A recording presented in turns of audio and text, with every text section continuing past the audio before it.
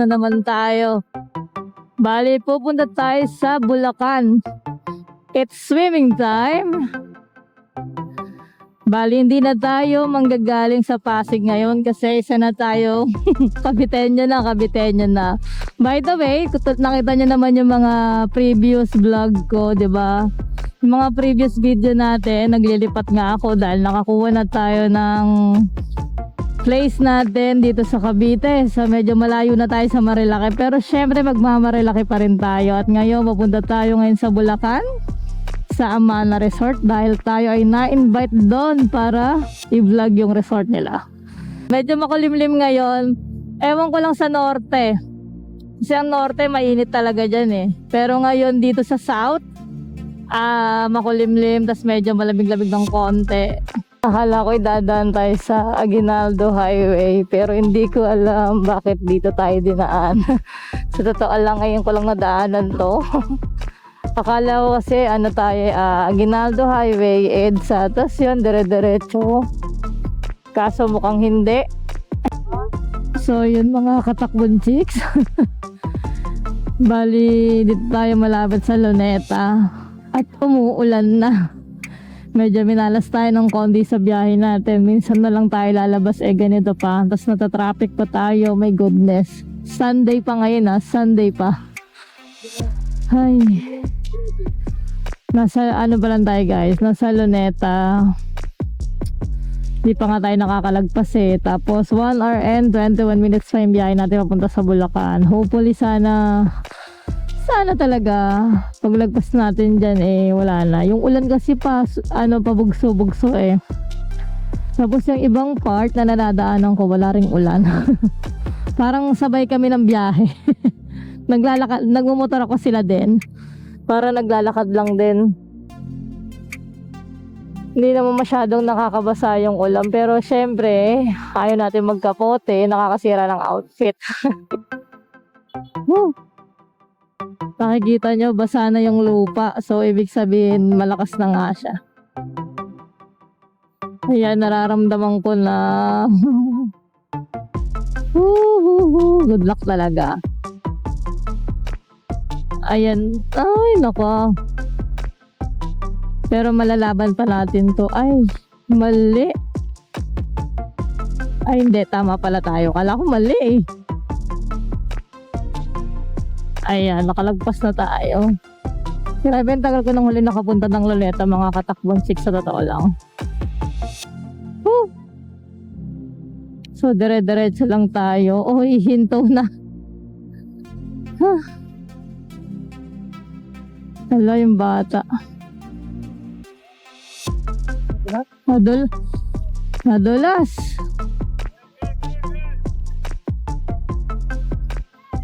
Ayun na, okay na sila.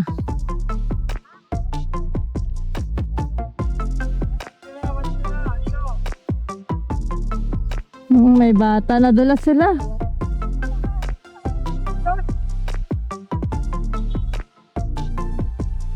Dapat magpalit na sila ng gulong.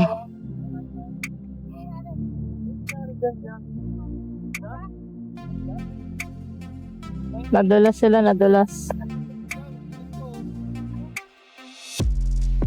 May bata pa naman silang kasama.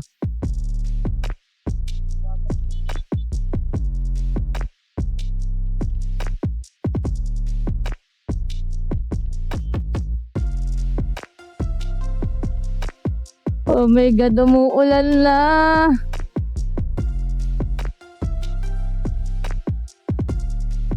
Wala tayo mga katakbon chicks. Ang tagal naman lang. Ayun na. Tabi muna tayo. Tabi.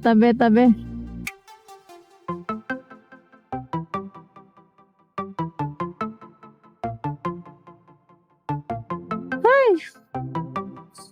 Stop muna tayo dito. Katatapos na lang malakas ng ulan. Nagpatila tayo. So, ngayon nakalagpas na tayo talaga ng Luneta. Pa-Manila tayo, kung di ako nagkakamali. Yan. Grabe, ba't kaya hindi ako dinaan na lang sa EDSA, no? Tapos dire-diretso na lang. Di kasi ako familiar dito. Dahil pang stoplight. Yan. Monumento EDSA Balintawak. So may daan dito. Yun lang yun. Ay. Grabe lakas ng ulan. Alam niyo ba yun? Nabasa na ako halos. Pero ngayon, medyo hindi na napatak kasi ibinagsak na yata. Nakakalungkot lang kasi Sunday eh. Tapos ngayon na lang ulit tayo nag-rides after natin maglipat. Tapos ganito pa. Pero okay lang yan. Babawiin natin yan doon. Oops! Ah! Yon. Yung mga humps hindi natin masyado makita.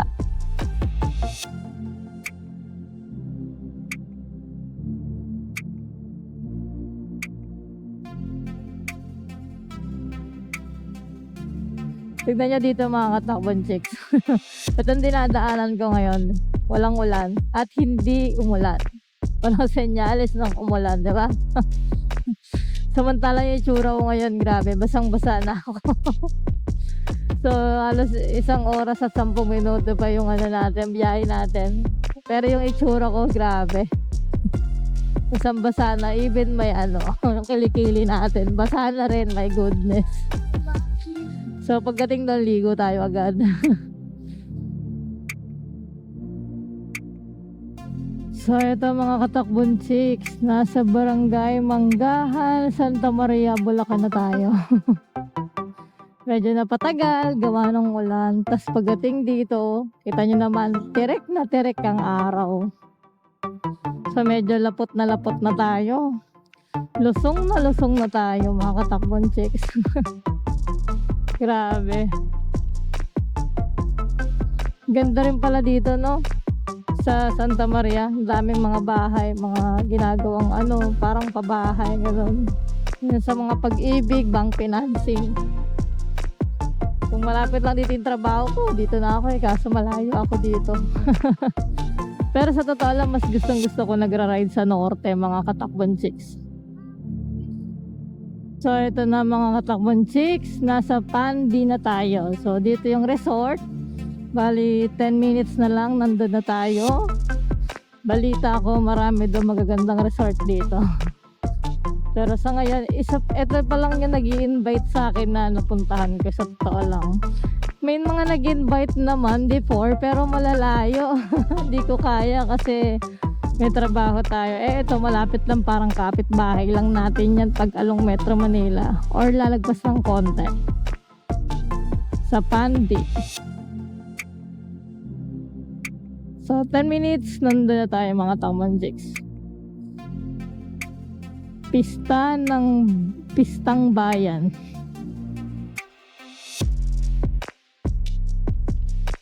Ayun na yung mga babahay. Mukhang maganda dito ah. Ay, parang alam ko to. Maganda. Alam ko parang yun eh. Saan nakita ko na yun?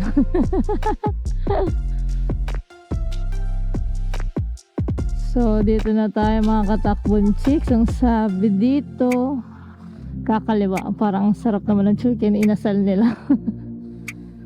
Ito pala yun. Amana Water Park Philippines. Wow, imagine mo, ito yung nag-invite sa atin, di ba? Swerte naman natin. Hi, ma'am. Ma'am po. Kay Ma'am Des. Ano po? Kay Ma'am Des. Des. Opo. Ma'am, nandito siya. Nandun siya. Pero pwede ba mag-park muna kami? Opo. Pag po na kayo rin, saka kayo pumunta rito para hindi mainitay. Oo nga po, salamat. So dito tayo mga katakbon chicks. Laki pala nito. Oh, di ba? Para pare-paras tayong walang alam dito. Pare-paras tayong mag-explore. Yan, park muna tayo.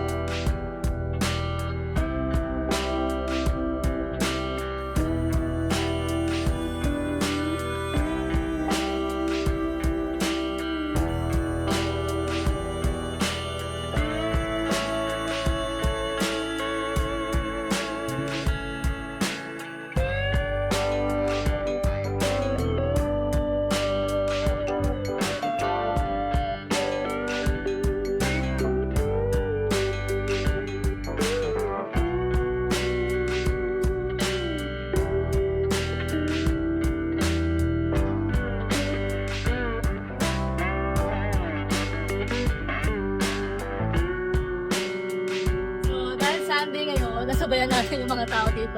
Sunday ang daming tao, sa totoo lang. Mukhang masaya dito kasi ang laki. Tapos, yung namin dito natin dito.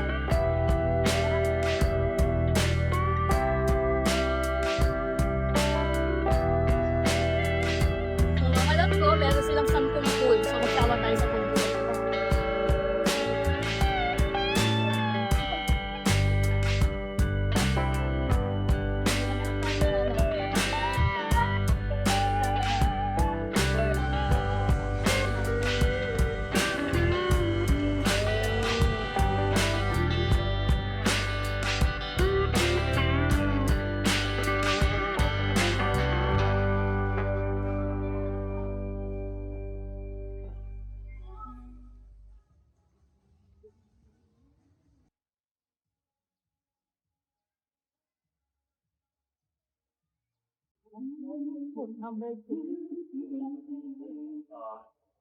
Pag naman may narinig ko kayo. Oo, kasi kinuha nila. Yung mga nag-check ditong mga gamit namin. Pati po yung resibo niya naman. Ng tangki. Opo. Nasa amin yung resibo ng key. Yun na lang po.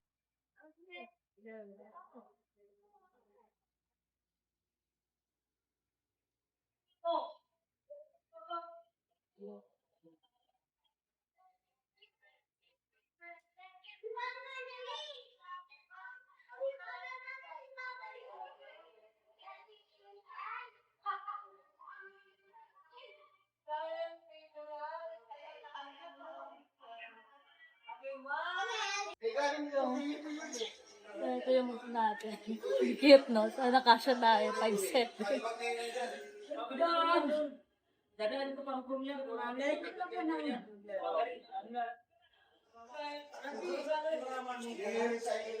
Sakto ah.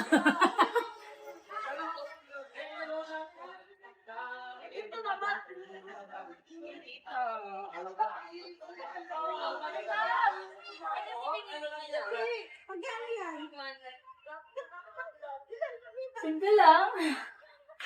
Yung kwarto namin, simpleng-simple lang tayo dito. Bango.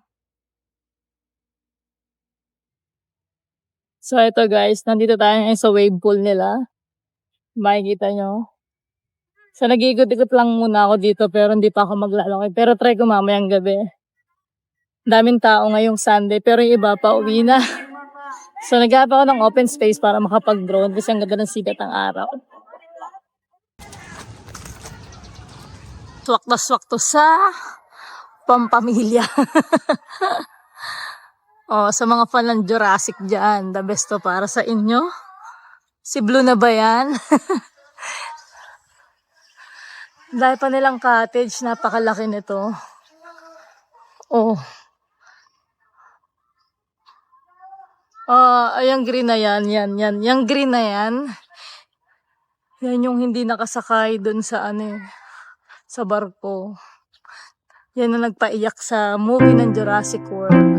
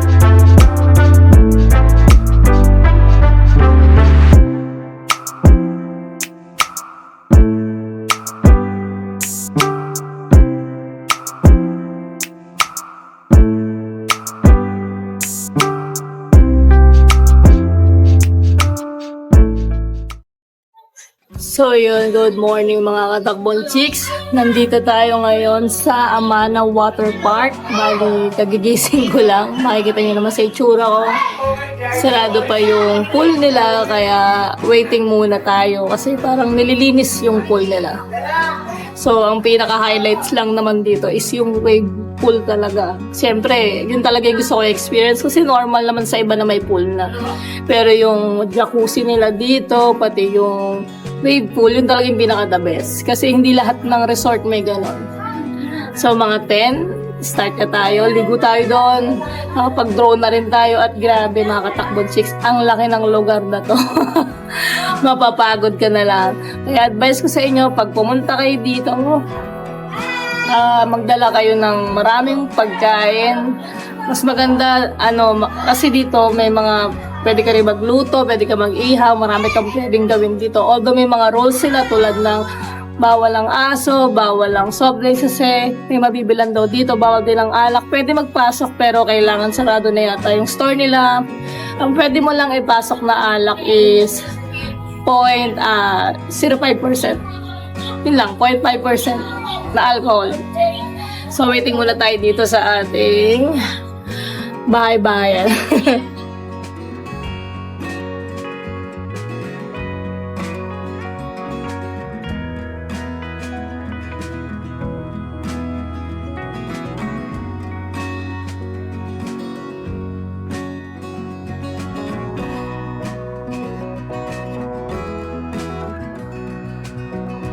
So yun mga katakbong chicks, pauwi na tayo. Bali, ang checkout natin is 12 noon. So itong resort na to is pampamilya talaga. Patok na patok to sa mga bata. Dahil sa dami ng mga pakulo nila. Ilang pool yung meron dito, lagpas 10. Hindi nga lahat naikot ko kasi talagang mapapagod ka dito. At sabi ko sa inyo, bata ang mas mag-enjoy dito. Kaya dapat, pag pumunta ka dito, make sure nakasama mo yung family mo, yung friends mo. As in, marami kayo, huwag ka magsa-solo flight. Hindi siya para dito. Pwede rin pang mag-jowa. Kasi may mga room din dito na good for 2. Then, don't forget to bring your own food. Diba? Yun talaga yun. Masarap magluto dito kaysa mag-order sa labas. Although may mga kainan din sa labas. Pero kung ako sa inyo, magdala na lang kayo ng sarili niyong pagkain.